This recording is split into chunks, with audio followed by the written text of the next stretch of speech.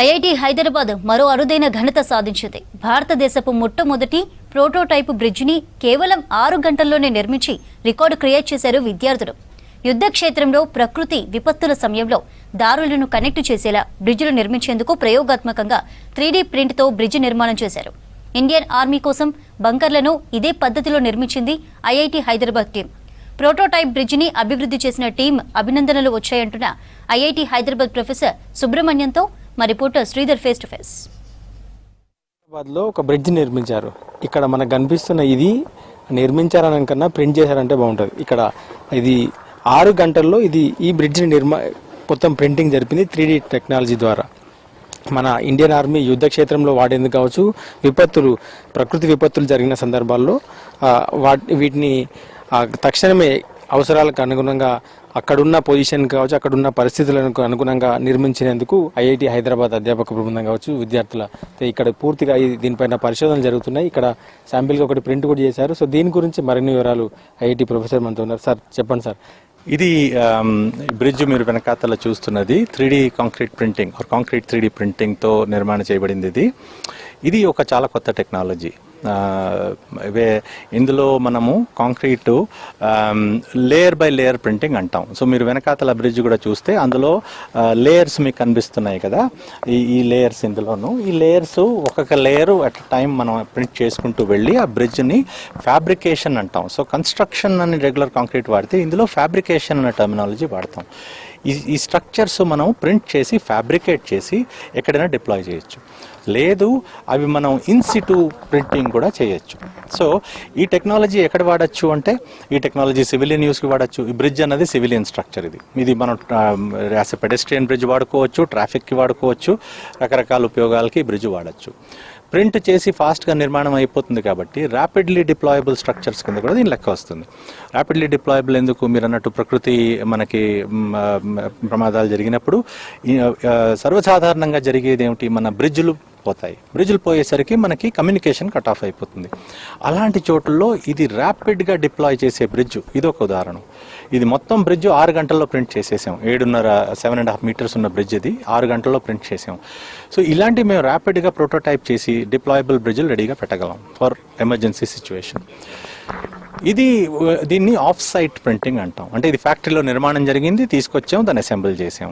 ఇప్పటికే ఇండియన్ ఆర్మీకి బంకర్లో పనిచేసి అంటున్నారు కదా సార్, నాణ్యత ఎట్లా ఉంటుంది సార్? మనం షార్ట్ అంటే 5-6 గంటల్లోనే నిర్మిస్తాం అంటున్నారు కదా, ఎట్లా ఉంటుంది సార్ దీని నాణ్యత అన్నది మీరు అది చూడాలా అంటే, మనకి ఇది కొత్త టెక్నాలజీ కాబట్టి ప్రస్తుతం మా దగ్గర అంత ఈ డేటా లేదు. కానీ ఇప్పుడు లేలో ప్రింట్ చేసిన బంకర్ మేము చేసి ఇప్పటికీ దాదాపు ఆల్మోస్ట్ 2 ఏళ్ళు అవుతుంది.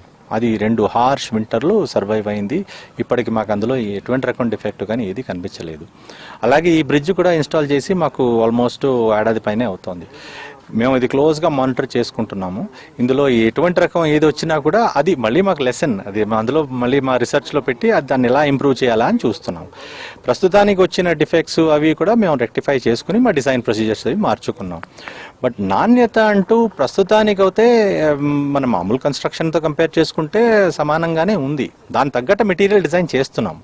అది ఆ నాణ్యత ఆ లెవెల్కి తీసుకురావడానికనే కొంచెం ఆ ఇనీషియల్గా ప్రింటింగ్లో ఖర్చు పెరుగుతుంది. ఎందుకంటే మాకు ఎక్కడైనా ఏమాత్రమైనా మాకు అనుమానం వచ్చినా, లేకపోతే ఎక్కడైనా కొంచెం సరిగ్గా మాకు నాలెడ్జ్ లేదనుకుంటే కొంచెం సేఫ్గానే వెళ్తాం. అది కొంచెం ఎక్కువ ఇది చేస్తాం. దానివల్ల కొంచెం ఖర్చు ఎక్కువ అవుతుంది ప్రస్తుతానికి. బట్ కొంచెం పోగా మాకు నాలెడ్జ్ రాగా అది రిఫైన్ చేసుకుని ఇంకా సొఫిస్టికేటెడ్ డిజైన్స్ అవి చేస్తాం. అది ఎంత ఎక్కువ ఉంటుంది సార్ జనరల్గా జరిగే కన్స్ట్రక్షన్ దీనికి ఎంత ఎక్కువ ఉంటుంది? ప్రస్తుతానికి అయితే మనకి ఖర్చుల్లో 2 రకాల ఖర్చులు ఉంటాయి. క్యాపెక్స్ ఖర్చు అంటాం, ఆపెక్స్ ఖర్చు అంటాం. క్యాపెక్స్ అంటే మీరు క్యాపిటల్ ఎక్స్పెండిచర్, దీనికి వాడే రోబోటు, దానికి వాడే పంపు, ఇవన్నీ సిస్టమ్, అది ఆ ఖర్చు మీరు ముందు పెట్టుకోవాలి. ఆ క్యాపెక్స్ ఖర్చు తీసేస్తే ఇది మీకు చవకే పడుతుంది. ఎందుకంటే హాఫ్ ఏ మెటీరియల్ వాడేము. ఇప్పుడు బ్రిడ్జ్ ఎగ్జాంపుల్ ఇస్తున్నాను మీకు. ఇదే బ్రిడ్జ్ కానీ నేను కన్వెన్షనల్గా కట్టుకుని ఉంటే నాకు ఈ బ్రిడ్జ్లో వాడింది 50% వాడేము కన్వెన్షనల్ డిజైన్తో కంపేర్ చేస్తే. మరి సేవింగ్సే కదా అది. బట్ నా క్యాపెక్స్ ఖర్చు మీరు అందులో కలుపుకున్నారంటే ఇది ఖరీదు అవుతుంది మరి. సో బట్ ఏమవుతుంది, ఇప్పుడు ఈ టెక్నాలజీ కానీ డెవలప్ అయ్యి ఆ రోబోట్ వాటి ఖర్చు తగ్గిపోతుంది ఈవెన్చువల్లీ. ఆ క్యాపెక్స్ అనేది మనం స్కేల్ అప్ చేసేసరికి ఆ క్యాపెక్స్ ఖర్చు తగ్గుతుంది. అప్పుడు ఇది చాలా కాంపిటేటివ్గా ఉంటుంది. ఇది అప్పుడు మీకు this will start competing and doing better then this. గంటల్లో వాళ్ళు ఇప్పుడున్న యుద్ధ క్షేత్రంలో అప్పటికప్పుడు బంకర్ నిర్మించుకొని దాంట్లో ఉండిపోవచ్చు ఇంకా అంత. అది అల్టిమేట్ ఉద్దేశం.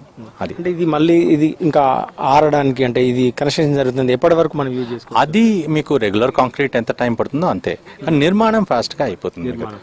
అదే. సో మీరు మీ టీంలో ఎంతమంది స్టూడెంట్స్ ఉంటారు సార్? ఎట్లా ఉంది మీ ఎట్లా రీసెర్చ్ జరుగుతుంది? మా టీం అంతా మా పిహెచ్డి స్టూడెంట్స్ నా దగ్గర ఒక 10 మంది స్టూడెంట్స్ ఉన్నారు. దీనిది కూడా యాక్చువల్లీ రీసెర్చ్ అంతా చేసింది పిహెచ్డి స్టూడెంట్సేను. వాళ్ళే మెటీరియల్ అది డెవలప్ చేశారు.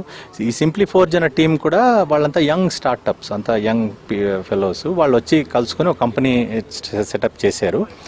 ఇక్కడ మన తెలంగాణలోనే ఆ కంపెనీ ఇక్కడే ఇదైంది, ఇన్కార్పొరేట్ అయింది.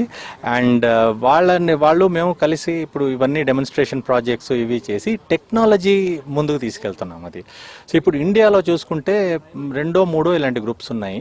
అండ్ మా group I would say is one of the leaders in this technology, on this technology front. Thank you sir. ఇది మొత్తంగా ఐఐటి హైదరాబాద్లో ప్రింట్ చేసిన ఒక 3D బ్రిడ్జ్. ఇది యుద్ధ క్షేత్రంలో ఆర్మీ కావచ్చు, అయితే విపత్తుల సమయంలో ఎవరైనా సరే ఇది ఇన్స్టెంట్గా బ్రిడ్జిని నిర్మించుకోవడం, దాన్ని యూజ్ చేసుకునేందుకు ఐఐటి హైదరాబాద్ ప్రొఫెసర్ బృందం కావచ్చు, విద్యార్థుల బృందం ఇది నిర్మాణం చేసింది. సో దీన్ని ఇప్పటికే ఇండియన్ ఆర్మీలో విజయవంతంగా కూడా బంకర్లతో పాటు బ్రిడ్జిలను కూడా అక్కడ వాళ్ళు వాడుతున్నటువంటి పరిస్థితి. సో ఎట్లాంటి విపత్కర పరిస్థితుల్లో అయినా సరే రోబోలను అక్కడికి పంపించి అక్కడే వీటిని నిర్మాణం చేసే విధంగా వీటిని తయారు చేస్తారు. ఇంకా అడ్వాన్స్డ్ టెక్నాలజీ కోసం ఇంకా రీసెర్చ్ జరుగుతుందని చెప్తున్నారు.